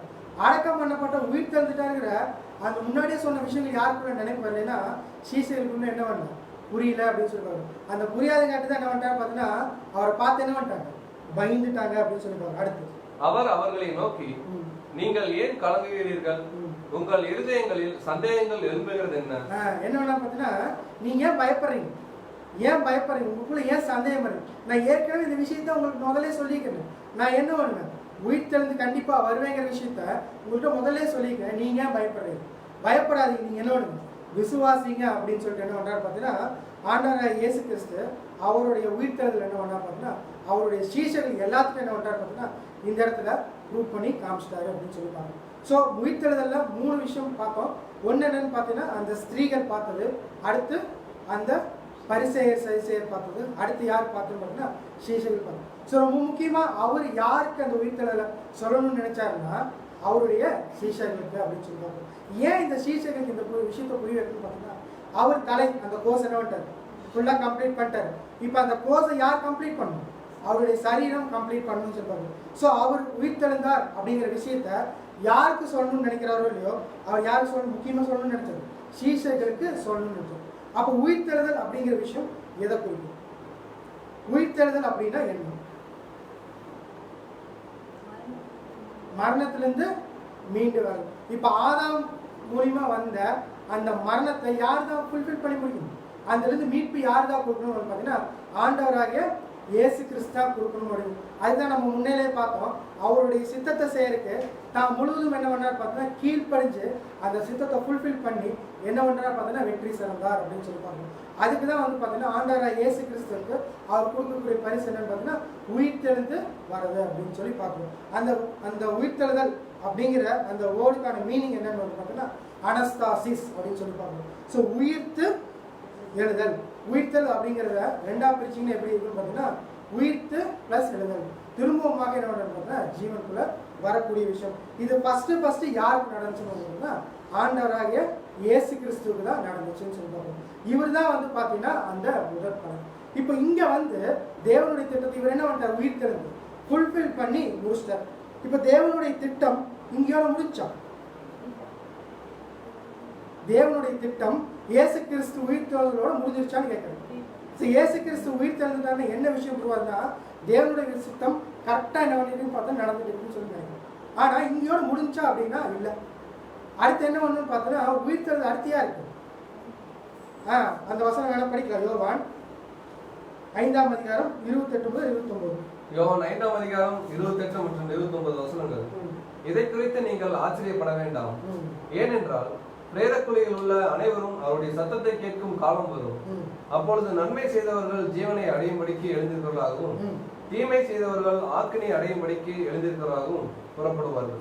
இதை குறித்து நீங்க என்ன ஆச்சரியப்பட வேண்டாம். ஏனெனில் பிரேத குழியில் உள்ள அனைவரும் அவருடைய சத்தத்தை கேட்கும் காலம் வரும். யார் யாரெல்லாம் நன்மை செஞ்சிருக்காங்களோ அவங்க என்ன பண்ணுவாங்க? ஜீவனை அடையும்படி எழுந்திருப்பாங்க. அதே மாதிரி தீமை செய்தவர்கள் ஆக்கினிக்கு என்ன பண்ணுவாங்க? அடையும்படி எழுந்திருப்பாங்க. ஸோ இந்த விஷயத்தை என்ன பண்ணுறான்னு பார்த்தீங்கன்னா, கண்டிப்பா உயிர்த்தெழுதல் அப்படிங்கிற விஷயம் என்ன வந்து பார்த்தீங்கன்னா, ஆண்டவராகிய இயேசு கிறிஸ்துவுக்கு மட்டும் இல்லை, அதுக்கு அடுத்து யாருக்கும் இருக்குன்னு பார்த்தீங்கன்னா அவருடைய சரீரமாகிய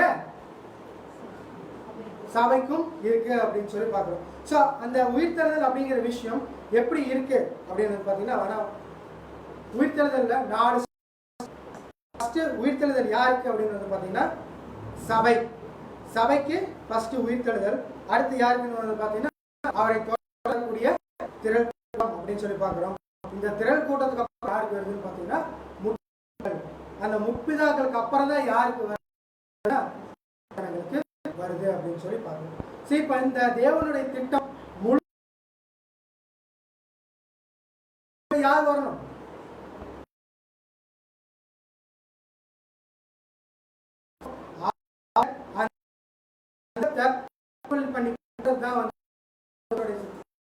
பண்றது அப்படின்னு சொல்லி பார்க்கணும். இப்ப தேவனுடைய சித்தம் ஃபுல்லா நடக்கணும். தேவனுடைய சித்தம் ஃபுல்ஃபில் ஆகணும்னா இப்ப இது யார் கையில் இருக்கு? நம்ம கையில தான். இப்ப நம்ம கையில் இருக்கிறதுங்கிறது தான் கரெக்டா யார் புரிஞ்சுக்கிட்டாங்க தெரியுங்களா? பவுல் அப்போஸ்தலன் கிளியரா புரிஞ்சுக்கிட்டாரு. பவுல் அப்போஸ்தலன் கிளியரா புரிஞ்சுக்கிட்டு தான் என்ன விஷயத்த சொல்றாரு பாருங்க. ரோமர் 6ஆம் அதிகாரம் 4 முதல் 5 வசனம். ரோமர் 6ஆம் அதிகாரம் 4 முதல் 5 வசனங்கள். மேலும் பிதாவின் மகிமையினாலே கிறிஸ்து மரித்தோரிலிருந்து எழுப்பப்பட்டது போல நாமும் புதிதான ஜீவன் உள்ளவர்களாய் நடந்து கொள்ளும்படிக்கு அவருடைய மரணத்துக்குள்ளாக்கும் ஞானஸ்தானத்தினாலே கிறிஸ்துவுடனே கூட அடக்கம் பண்ணப்பட்டோம். எப்ப அடக்கம் பண்ணப்பட்டோமாமா? கிறிஸ்துவனோட கூட எப்ப அடக்கம் பண்ணப்பட்டதுங்களா? நம்முடைய ஞானஸ்தானத்தில் அடக்கம் பண்ணோம். அவர் எப்படி மரணத்துக்குள்ள போனாரோ அந்த மாதிரி மரணத்துக்குள்ள நாமளும் என்ன பண்ணோம்? உயிர் இந்த உலகத்துக்கு மரணத்துக்குள்ள போயிட்டோம். அடுத்து ஆதலால் அவருடைய மரணத்தின் சாயலில் நாம் இணைக்கப்பட்டவர்களானால் எப்படி அவரோட மரணத்தின் சாயலில் நீங்க இணைக்கப்பட்டிருக்கீங்களோ அவர் உயிர்த்தெழுதலின் சாயலிலும் இணைக்கப்பட்டிருப்போம். அதே மாதிரிதான் உயிர்த்தெழுதலின் சாயலில் இணைக்கப்பட்டிருக்கோம். நீங்க எப்படி அவர் மரணத்துக்கும் சாயல்ல ஒரு அடையாளமா அந்த ஒரு ஞானஸ்தானத்தை எடுத்து அதை சொல்றீங்களோ அதே மாதிரி உயிர்த்தெழுந்து வரதும் யாருக்குள்ள இருக்குன்னா நமக்குள்ள இருக்கு அப்படிங்கிறது என்ன பண்றாரு பார்த்தீங்கன்னா ரோமர் கிளியரா சொல்றாருன்னு சொல்லுவோம். இதை புரிஞ்சுக்கிட்டு தான் பிலிப்பியருக்கு எழுதுறப்போ ரொம்ப கிளியரா பவுல் அப்போஸ்தலன் என்ன எழுதுறாருன்னா, நான் என்ன பண்ணணும் அப்படின்னா வசனம் படிக்கலாம். பிலிப்பியர் 3ஆம் அதிகாரம் 10 to 11. பிலிப்பியர் 3ஆம் அதிகாரம் 10ஆம் வசனம் முதல், இப்படி நான் அவரையும் அவருடைய உயிர்த்தெழுதலின் வல்லமையும் அவருடைய பாடுகளின் ஐக்கியத்தையும் அறிகிறதற்கும் அவருடைய மரணத்துக்கு ஒப்பான மரணத்துக்குள்ளாகி எப்படியாயினும் நான் மரித்தோரிலிருந்து உயிரோடு எழுந்திருப்பதற்கு தகுதியாகும்படிக்கும் அவருக்காக எல்லாவற்றையும் நஷ்டம் என்று விட்டேன், உப்பயமாக எண்ணுகிறேன். நான் என்ன நினைக்கிறேன்னா, தேவனுடைய திட்டம் என்ன ஃபுல்ஃபில் ஆகும். தேவனுடைய திட்டம் ஃபுல்ஃபில் ஆகணுங்கிறதுக்காக என்ன பண்ணணுமா, நான் எப்படி அவர் மரணத்துக்குள்ளாக அட்டாச் ஆகிக்கணும் அதே மாதிரி எப்படியாச்சும் நான் என்ன பண்ணணும்னு பார்த்தீங்கன்னா உயிர்த்தெழுதலுக்குள்ள வரணும். உயிர்த்தெழுதலுக்குள்ள வந்தாதான் தேவனுடைய திட்டத்தை என்ன பண்ணிக்கிறேன் ஃபுல்ஃபில் பண்ணிட்டேன். எப்படி ஆண்டவராகிய இயேசு கிறிஸ்து அவர் உயிர்த்து வந்து தேவனுடைய திட்டத்தை ஃபுல்ஃபில் பண்ணாரோ அதே மாதிரி எனக்கு கொடுக்கக்கூடிய இந்த விஷயம் என்னன்னா, எப்படி நான் மரணத்துக்குள்ள போகணும் அதே மாதிரி எதுக்குள்ளே வரணும், உயிர்த்தெழுதலுக்குள்ள வரணும். உயிர்த்தெழுதலுக்குள்ள வரது அவர் ஒருத்தர் கையில மட்டும் இல்லை, மொத்தமா யாருக்கு எத்தனை பேருக்கு கையில் இருக்குது? 1,44,000 பேரோட கையில் இருக்கு. அப்ப அந்த 1,44,000 பேரும் எதற்கு பாத்துருவான்கள் அப்படின்னு வந்து பாத்தீங்கன்னா தேவனுடைய திட்டத்தை இங்க தேவனுடைய சித்தத்தை இங்க செய்யறதுக்கு அந்த 1,44,000 பேரோட கையிலையும் இருக்க. இப்ப இந்த ஒரு வாய்ப்புக்காக ஓடுறேன்னா நான் என்ன பண்றேன்னா எல்லாத்தையும் நான் எப்படி என்றேன் நஷ்டம் என்று என்றேன். இப்ப நம்மளும் அதே ஒரு வாய்ப்பு ஓடிட்டு இருக்குங்களா இல்லை? இப்ப நம்ம எல்லாரும் என்ன பண்றோம்னு பாத்தீங்கன்னா அவருக்குள்ள ஞானஸ்தானம் வாங்கி வச்சு ஞானஸ்தானம் வாங்கின நம்ம எந்த ஒரு விஷயத்தை நோக்கி ஓடிட்டு இருக்கோம்? அவரை எப்படி உயிர்த்தெழுந்தாரோ அதே மாதிரி நம்மளும் என்ன உயிர்த்தெழுதலுக்குள்ள வரணும். இப்ப இந்த 1,44,000 பேர் உயிர்த்தெழுந்து வந்தாதான் அடுத்த தேவனுடைய திட்டம் என்ன ஆகும், நகரும். இப்ப 1,44,000 பேர்த்துல நம்மளும் என்ன பண்ணிக்கிறோம் பார்த்தீங்கன்னா நானும் அந்த ஓட்டத்துக்கு தான் என்ன பண்ணிட்டு ஓடிட்டு இருக்கிறேன் அப்படின்னு சொல்லுவேன். அப்ப நானும் என்ன பண்ணணும், எப்படி ஆண்டவராகிய இயேசு கிறிஸ்து உயிர்த்தெழுந்து வந்தாரோ அதே மாதிரி நானும் என்ன பண்ணணும், உயிர்த்தெழுந்து வரணும். உயிர்த்தெழுந்து வந்தா தான் யாருடைய திட்டத்தை நான் நிறைவேற்றுற மாதிரி, ஆண்டவர் தேவனுடைய திட்டத்தை நான் ஃபுல்ஃபில் பண்ண மாதிரி. இப்போ தேவனுடைய திட்டம் நிறைவேறது யார் கையில் இருக்குது? யார் யாரெல்லாம் சபை வாய்ப்புக்காக ஓடிட்டு இருக்கிறாங்களோ எல்லாத்தோட கையிலும் என்ன இருக்கு? தேவனுடைய திட்டத்தை நிறைவேற்றக்கூடிய பொறுப்பு என்ன இருக்குன்னு சொல்லி பார்க்கணும். இப்போ தேவனுடைய திட்டத்தை நிறைவேற்றக்கூடிய பொறுப்பில் ஓடிட்டு நம்ம அதற்கு நேராக ஓடுறோமா அப்படிங்கிறது யார் தான் நிதானிச்சு பார்க்கணும்? நம்ம தான் நிதானிச்சு பார்க்கணும். இது ரொம்ப சென்சிட்டிவான விஷயம். இப்போ தேவனுடைய திட்டத்தை செய்யறதுக்கு ஆண்டவர் இயேசு கிறிஸ்து எப்படி எல்லாத்தையும் சகிச்சாரோ அதே மாதிரி நம்மளும் செய்யணும். அதனால தான் பேதுரு எழுதுகிற பெண்ணை எழுதுனா, நன்மை செய்து பாடுபடுங்க, தீமை செஞ்சு பாடுபடுறது உலகத்தான் செஞ்சுட்டு இருக்கிறாங்க. ஆனால் நீங்கள் என்ன பண்ணணும்னா நன்மை செஞ்சு பாடுபடணும். அந்த பாடுகளுக்குள்ளே நீங்கள் போனீங்கன்னா யாருக்குள்ளே கீழ்ப்படுகிறீங்கன்னா இயேசு கிறிஸ்துக்குள்ளே கீழ்ப்படுகிறீங்க. அந்த கீழ்ப்படுதல் காமிச்சிங்கன்னா யார் உயிர் தெரிந்தாங்களோ அது மாதிரி யார் வரலாம்? இயேசு கிறிஸ்து உயிர் தெரிந்த மாதிரி நீங்களே என்ன வரலாம்? உயிர் தெரிந்து வரலாம். இப்போ தேவனுடைய திட்டம் நிறைவேறது யார் கையில் இருக்கு? நம்ம கையில் இருக்கு. இப்போ நம்ம தேவனுடைய திட்டத்தை ஃபுல்ஃபில் பண்ணுற மாதிரி ஓடும். அதுக்கு தான் என்ன பண்ணார் பார்த்தீங்கன்னா, ஒரு போன வாரத்தில் நம்ம ஆண்டவராக இயேசு கிறிஸ்துவனுடைய மாம்சத்தையும் ரத்தத்தையும் என்ன பண்ணணும்? பானம் பண்ணணும். பானம் பண்ண நம்ம அதை கேட்ட பாத்திரங்களை என்ன பண்ணணும்? தொடர்ந்து ஓடணும். தொடர்ந்து ஓடக்கூடிய விஷயங்களை ரோமர் எழுதுறப்போ ரொம்ப ரொம்ப அழகாக சொல்கிறாரு பாருங்க. ரோமர் 8ஆம் அதிகாரம் 19ஆம் வசனம். ரோமர் 8ஆம் அதிகாரம் 19ஆம் வசனம். மேலும் தேவனுடைய புத்திரர் வெளிப்படுவதற்கு சிருஷ்டியானது மிகுந்த ஆவலோட காத்து கொண்டிருக்கிறது. தேவனுடைய புத்திரர் இப்ப நம்ம வெளிப்படுறதுக்கு ஒட்டுமொத்த உலகமும் அவருடைய சிருஷ்டிப்புல எல்லாமே யாருக்கா வெயிட் பண்றது? நமக்கா வெயிட் பண்றது. இப்ப நம்ம மேல எவ்வளவு பொறுப்பு இருக்குன்னு பாருங்க. நம்ம ஓடி இருக்கிற ஓட்டத்தோட மேன்மை எப்படி இருக்குன்னா, ஒட்டுமொத்த உலகமே அவருடைய ராஜ்யத்துக்காக மாறுறது யார் கையில் இருக்குது? நம்ம கையில். இப்ப நம்ம மாறணுங்கிறதுக்காக யாரெல்லாம் வெயிட் பண்ணிட்டுக்கிறாங்க? நம்ம ஒட்டுமொத்த சிருஷ்டிப்பும் என்ன பண்ணிட்டுக்கிறாமா, இவங்க மாறணும் அப்படின்னு சொல்லி வெயிட் பண்ணிட்டுக்கிறாங்க. இப்ப நம்ம மாறி யாரோட சித்தத்தை போய் செய்யணும்? தேவனுடைய சித்தத்தை போய் செய்யணும். இப்ப அவரோட உயிர்த்தெழுத நம்ம பார்த்த விஷயம் என்னன்னா, அவர் உயிர்த்தெழுந்து வந்துட்டார். அந்த தலை என்ன வந்துச்சுன்னு பார்த்தீங்கன்னா, அவருடைய அந்த விஷயத்தை ஃபுல்ஃபில் பண்ணி முடிச்சிருச்சு. இப்போ அந்த காரியம் யார்கிட்ட வந்திருக்கு? சரீரம் நம்ம கிட்ட வந்திருக்கு. இப்போ நம்மளும் உயிர்த்தெழுந்து வந்தாதான் யாருடைய திட்டம் நிறைவேறும்? ஆண்டவராக இயேசு கிறிஸ்துவனுடைய திட்டமும் தேவனுடைய திட்டமும் நிறைவேறும் அப்படின்னு சொல்லுவாங்க. அப்போ அந்த நிறைவேறது நம்ம கையில் இருக்குன்னா நம்ம எப்படிப்பட்ட ஓட்டத்தை ஓடணும்? அதனால தான் வந்து பார்த்தீங்கன்னா பவுல் அப்போஸ்தலன் ஓடுறப்போ சொல்வாரு, என்ன அடையத்தக்கதாய் ஒரு ஓட்டப்பந்தயத்தில் ஓடுறவங்க எல்லாமே என்ன பண்ணுவாங்க? ஓடுவாங்க. ஆனால் பந்தய பொருளை யார் மட்டும்தான் வாங்குவோம்? ஒருத்தர் தான் வாங்குவாங்க. அப்போ பந்தய பொருளை வாங்குற மாதிரி ஓடுறதுக்கு இந்த உலகத்துக்குரிய ஓட்டமே அப்படி இருந்துச்சுன்னா மேன்மையான ஓட்டத்துக்கு நம்ம எவ்வளோ டெடிகேஷன் காணும் பாருங்க. இந்த உலகத்தில் இந்த பந்தயத்தை பொருள் வாங்குறதுக்கு ஒரு டெடிகேஷன் காமிக்கிறாங்களே, டெடிகேஷன் காமிக்காம அந்த கேமில் ஜெயிச்சிட முடியும்? கண்டிப்பாக ஜெயிக்க முடியாது. அப்போ அந்த டெடிகேஷன் யாருன்னு காமிக்கணும்? உலக பிரகாரமான ஒரு பொருளை வாங்குறதுக்கே அவங்க அவ்வளோ டெடிகேஷன் காமிக்கணும்னா அந்த சாப்பாட்டுலேருந்து அவங்க தூக்கத்துலேருந்து அவங்க இருக்கிற எல்லாமே என்ன பண்ணணும்னு பார்த்தீங்கன்னா டோட்டலாக கண்ட்ரோல் பண்ணதை என்ன பண்ண முடியும்? அந்த ஒரு பொருளை வாங்க முடியும். அப்போ அந்த உலக பிரகாரமான அந்த பொருளை வாங்குறதுக்கு அவங்க அவ்வளோ டெடிகேஷன் காமிக்கணும்னா, இந்த மேன்மையான பொருளை வாங்கணும்னா அப்போ நம்ம எவ்வளோ டெடிகேஷன் காமிக்கணும்? அந்த டெடிகேஷன் காமிக்கிறது மட்டும் இல்லை, அதுக்குரிய பாத்திரங்களை ஓடினா மட்டும்தான்